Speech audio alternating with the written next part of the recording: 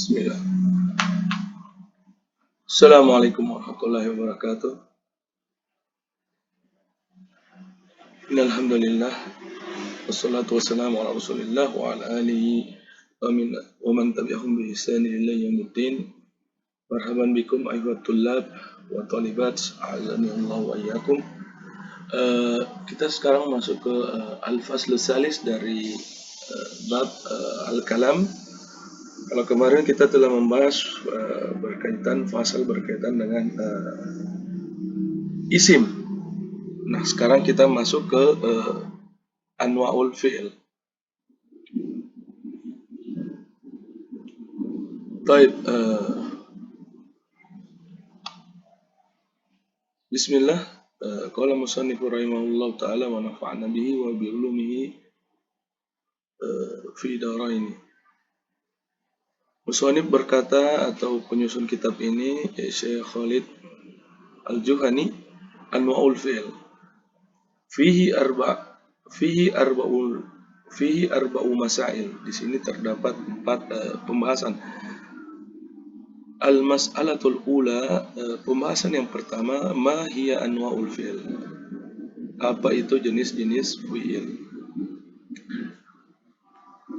Sebelumnya kita telah mengetahui bahwasanya al-kalam itu disusun oleh 3 komponen atau tiga kata. Artinya ketika kita menyusun sebuah kalimat atau jumlah dalam bahasa Arab itu tidak akan terlepas dari ketiga komponen ini. Yang pertama adalah isim, yang kedua adalah fi'il, dan yang ketiga adalah harf ja'a bil makna, yang memiliki makna. Telah kita ketahui bahwasanya isim adalah suatu kalimah, al-kalimah atau kata yang menunjukkan kepada suatu makna, walam taktarin bi zaman, akan tetapi dia tidak terikat oleh waktu. Adapun fi'il adalah ma yadullu ala maknan, kalimah, kata yang menunjukkan suatu makna, wa taktarin bi zaman, dan dia terikat dengan waktu. Baik, karena setelah kita mengetahui definisi ini, maka kita akan diperkenalkan dengan pembagian dari fi'il. Fi'il itu yanqasimu al-fi'lu salasata anwa'. Dibagi fi'il itu menjadi 3. Al-awwal al-madhi, al-tsani al-mudhari', al-tsalis al-amru. Dibagi 3, yang pertama adalah madhi. Apa itu madhi? Madhi itu adalah kata kerja yang lampau. Yang kedua al-mudhari', atau kata kerja yang mudhari' itu adalah kata yang sedang terjadi, sedang berlangsung. Kemudian al-tsalis al-amru, atau fi'il amr, atau kata kerja perintah. Kemudian pindah ke al-mas'alatu tsaniyah, pembahasan kedua,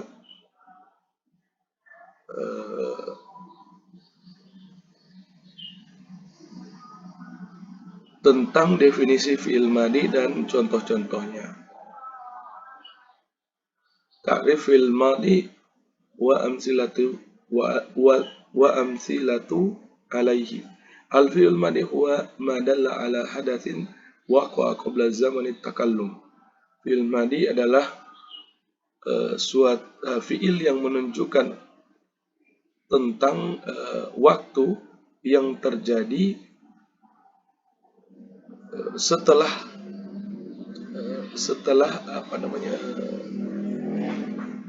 terjadi pembicaraan. Jadi kejadian itu sudah terjadi ketika kita berbicara, maka kejadian itu sudah terjadi, telah terjadi. Ya. Jadi wa min amthilati 'alaiha, dan diantara contohnya misalnya tawaddu'a.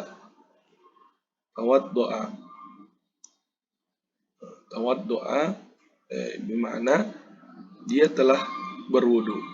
Shalla, dia telah sholat. Somma, dia telah berpuasa, nama dia telah tidur, akala dia telah makan, dan seterusnya. Al-muhim, makna kata-kata yang di bawah ini adalah makna telah terjadi. Artinya ketika kita menyebutkan kata ini perbuatan ini atau kegiatan ini telah terjadi. Wal mas'alatu tsalisah, pembahasan ketiga tentang definisi dari fi'il mudhari dan contoh-contohnya. Apa itu fi'il mudhari? Huwa ma yadullu ala hadatsin yaqa'u asna'i zamani taqallum au ba'dahu. Fi'il mudhari adalah fi'il yang menunjukkan waktu kegiatan itu sedang terjadi. Perbuatan itu sedang terjadi ketika dia berbicara. Jadi ketika kita berkata, maka perbuatan itu sedang berlangsung, sedang terjadi. Au ba'dahu, atau perkataan itu sudah kita sebutkan, tapi dia akan terjadi setelahnya, ya. Jadi dia memiliki fi'il mudhari ini memiliki dua makna waktu, yaitu sedang terjadi atau dia sudah akan terjadi tapi tidak dalam waktu yang panjang. Jadi dia akan terjadi atau sedang terjadi atau akan terjadi, tapi rentang waktunya tidak panjang. Tidak terlalu jauh dengan zamanut takallum, waktu ketika terjadi pembicaraan. Wa min amsilati 'alaiha, contohnya yatawaddo, sedang berwudu atau akan berwudu, atau yusolli, sedang sholat, yasumu, sedang berpuasa, yanamu, sedang tidur, ya'kulu, dan seterusnya, sedang makan, dan seterusnya. Itu contoh dari fi'il mudhari.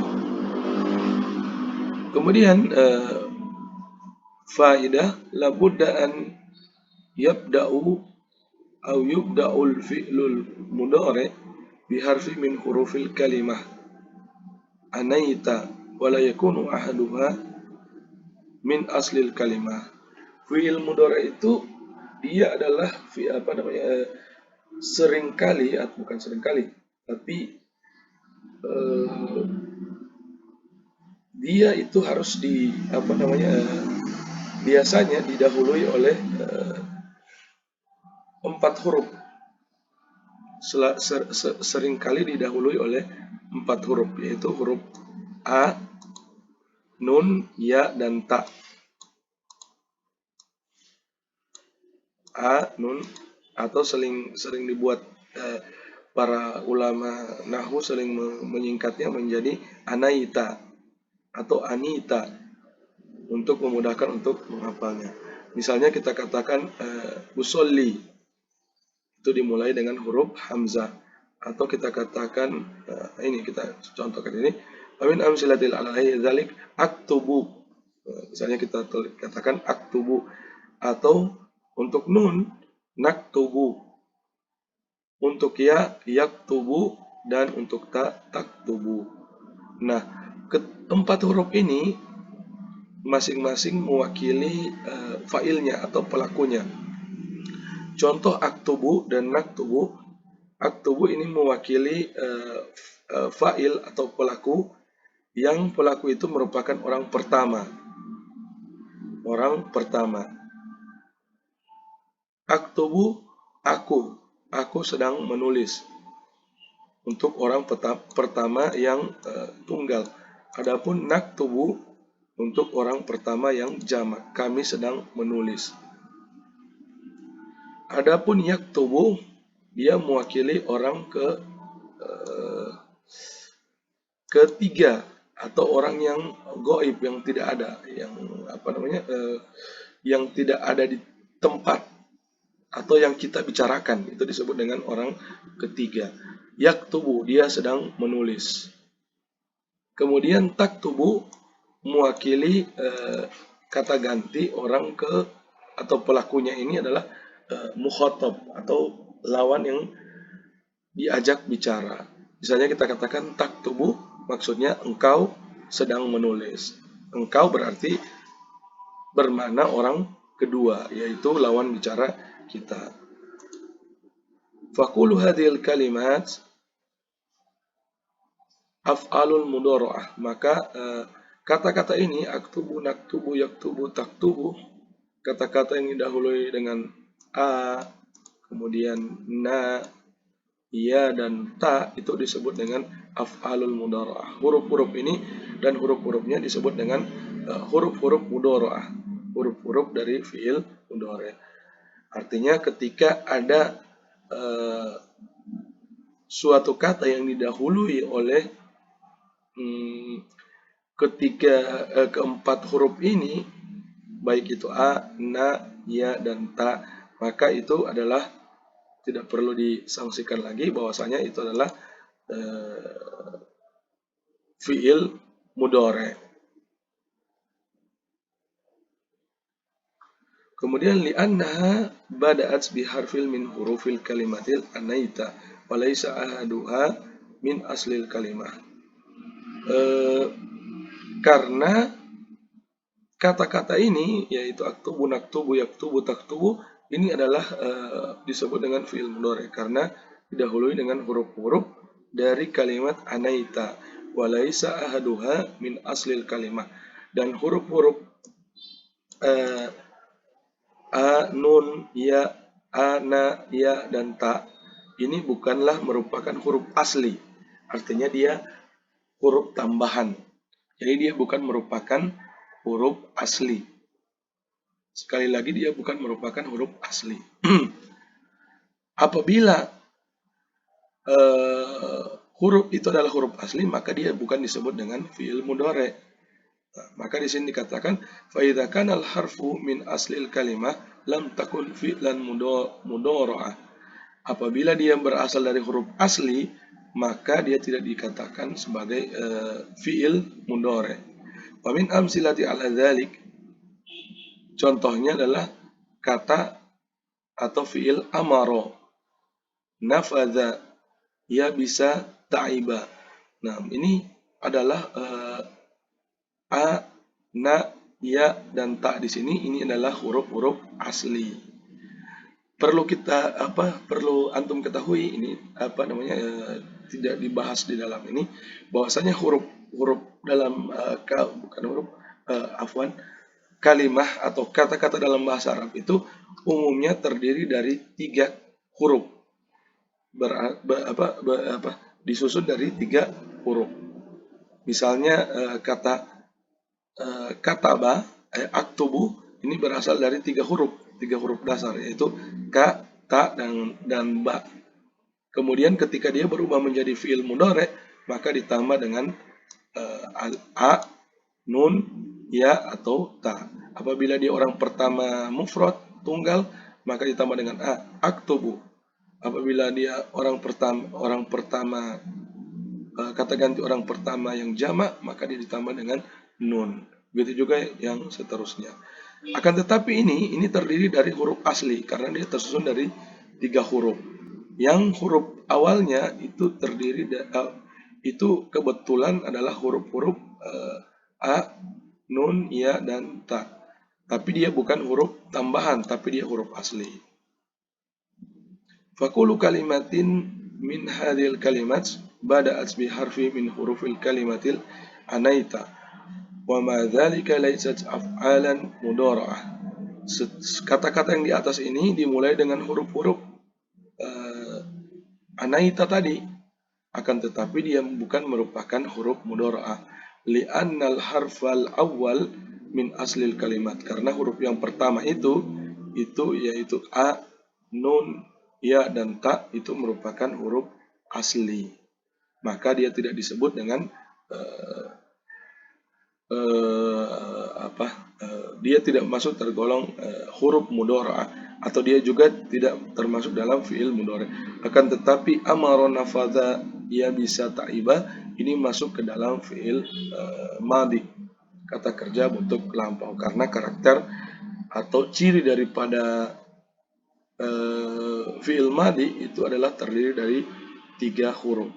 Suatu kata yang disusun dari 3 huruf asli. Baik, nantakil ila al-mas'atur rabi. Kita pindah ke pembahasan yang keempat tentang definisi fi'il amr dan contoh-contohnya. Wal fi'lul amru wal fi'lul amr huwa ma yadullu ala hadatsin yutlabu husuluhu ba'da zamanit takallum.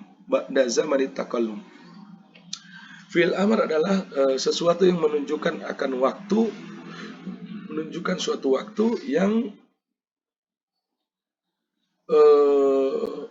terjadi apabila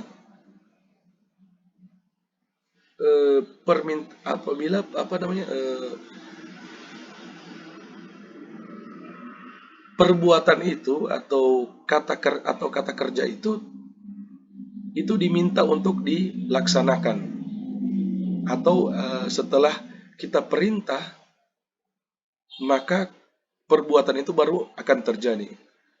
Ya. Ma yadullu ala hadatsin yutlabu husuluhu.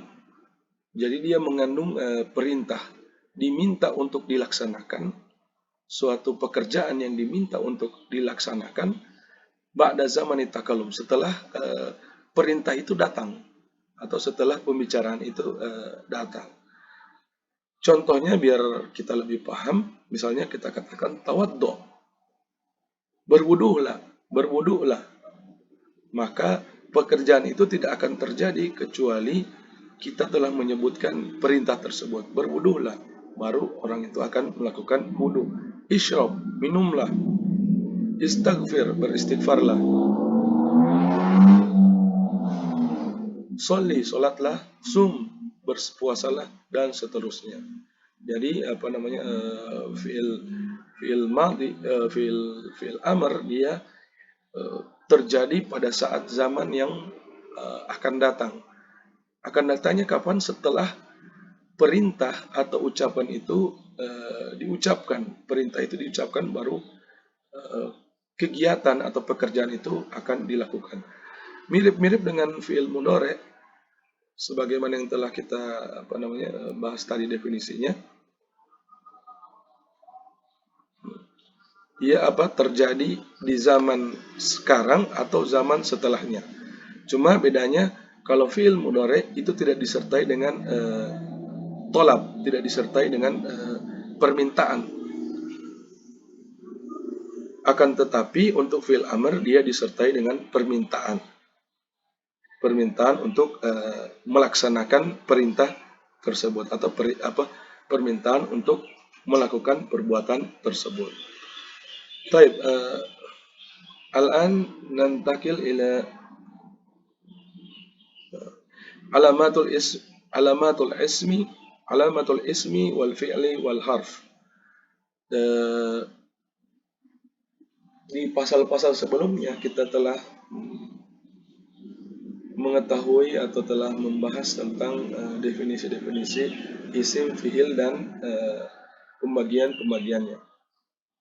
Sekarang kita musonif pindah ke dalam fasal yang keempat, yaitu tentang alamat-alamat atau tanda-tanda isim, tanda-tanda fi'il, dan tanda-tanda huruf.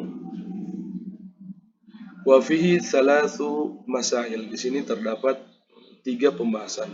Al-mas'alatul ula, pembahasan pertama, kaifa yu'raful ism, bagaimana kita mengetahui isim itu. Kullu kalimatin takbalu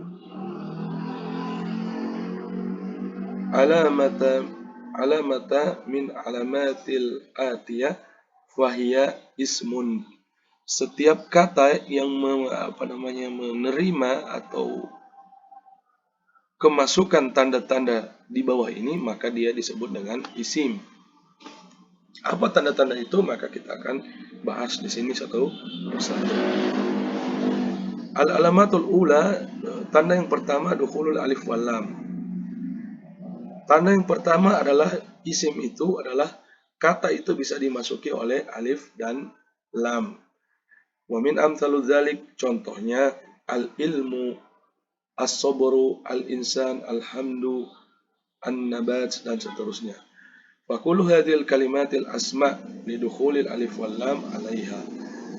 Kata-kata yang dimasuki oleh alif lam seperti ini alif lam ya, lam ini disebut dengan alif lam, maka dia disebut dengan isim. Kenapa? Karena dia dimasuki oleh alif dan lam. Kemudian alamatu tsaniyah, tanda yang kedua, dukhulu hurufun jar, dimasuki huruf jar. Huruf jar itu adalah ini tidak diberikan penjelasan di sini, tapi akan ada pembahasan tentang huruf jar, tapi di sini kita akan memberikan clue atau petunjuk. Huruf jar yang ketika dia masuk ke isim, ke dalam suatu isim, maka isim itu akan berubah menjadi majrur. Hukumnya berubah menjadi majrur. Yang tadinya dhammah, maka dia akan menjadi kasroh. Alamat kasroh ini adalah alamat dari majrur. Nanti akan ada pembahasan tentang ini. Walaupun tidak semua isim yang dimasuki oleh huruf jar ini majrur dengan kasroh. Wa min amsali dzalik, contohnya adalah marartu bi Zaidin, waqaftu ala kursiyyin, jitu min Misra, wallahi la yantasurunna al-Islam. Nah, maka ini dimasuki oleh huruf jar ba menjadi kasroh, begitu juga dimasuki oleh huruf jar ala maka menjadi kasroh. Jitu min Misra, ini juga dimasuki oleh huruf jar. Seperti saya bilang tadi, huruf jar ketika kemasukan huruf jar tidak berarti dia harus alamatnya, tanda harokatnya harus kasroh. Terkadang dia fathah. Begitu juga wallahi, karena kemasukan oleh huruf jar atau huruf qasam, huruf sumpah demi Allah. Wa kullun min Zaidin wa Kursiyin wa Sulaim lidukhulil harfil jar 'alaiha. Maka semua isim-isim yang tadi disebutkan di atas itu adalah isim karena dimasuki oleh huruf-huruf jar. Kemudian al-alamatu salis an-nida. Nida itu panggilan. Wa min amsilatu ala dzalik, huruf panggilan. Misalnya kita katakan ya Ibrahim, wahai Ibrahim. Ya itu kita terjemahkan ke dalam bahasa Indonesia sebagai wahai atau ya. Ya Rob, wahai Tuhan, wahai Tuhan, dan seterusnya. Wa kullun min Ibrahim wa Rob ismun lidukhulil harfun nida. Ibrahim dan Rob itu disebut dengan isim karena dia terdapat tanda isim di situ, yaitu dimasuki oleh huruf nida atau huruf panggilan. Kemudian alamatul rabi at-tanwin, dia dimasuki oleh tanwin. Wa tanwin huwa nun sakinah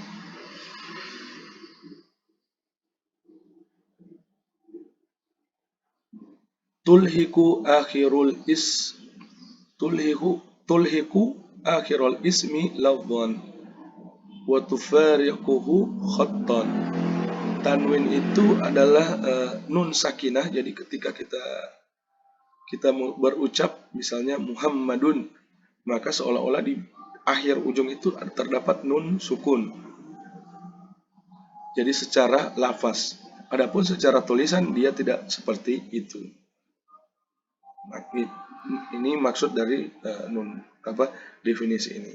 Jadi secara lafaz kita ketika menyebut Muhammadun, Asadun atau Akidatun, itu seolah-olah ada nun di ujung akhir kalimat dan nun sukun.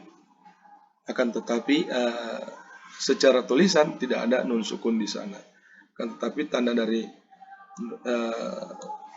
tanwin itu adalah seperti yang kita lihat di atas. Jadi apa namanya dummah yang dummatain, dummah yang ditanwin. Muhammadun Asadun. Maka kata-kata yang dimasuki oleh tanwin maka dia disebut dengan isim, dia masuk dalam kategori isim. Wal alamatul khamis, adapun ciri yang berikutnya adalah al jarru bil idhofah. Dia menjadi jar atau dia menjadi majrur seperti kata apa yang anak katakan tadi, yaitu dia berubah harokatnya menjadi kasroh pada umumnya ya, meskipun nanti ada perubahan tanda-tanda yang lain dengan idofah. Apa itu idofah? Idofah itu ada dua kata yang sejenis, dua kata. Yang dua kata itu pasti isim, dua-duanya adalah isim. Tidak akan mungkin idofah itu satu kata isim, satu kata fiil. Tapi idofah itu harus dua kata tersebut, atau misalnya dia terdiri dari 3 kata atau lebih, itu semuanya adalah isim. Yang ketiga kata itu sebenarnya memiliki makna sendiri-sendiri. Contoh baitun dan amrun. Ini kan dua kata yang berbeda. Baitun maknanya rumah. Amrun itu adalah nama seseorang. Tapi ketika kita idofahkan itu maksudnya kita sandarkan dua kata itu, maka dia akan memberikan makna yang baru. Baitu amrin, rumah milik amrin. Jadi dia berubah makna, bukan lagi rumah, bukan lagi nama seseorang, tapi dia berubah menjadi rumah miliknya amrin. Begitu juga dalam contoh ini hadiqatu Zaidin. Hadiqah taman, Zaidun nama seseorang.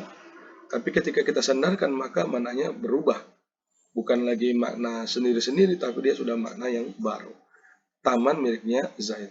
Maka kedua kata ini, hadiqah dan Zaidin, ini disebut dengan isim.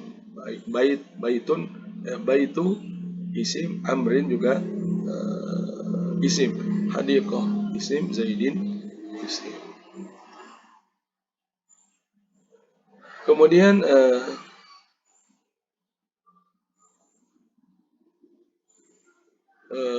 insya Allah untuk yang berikutnya al-mas'alatu tsaniyah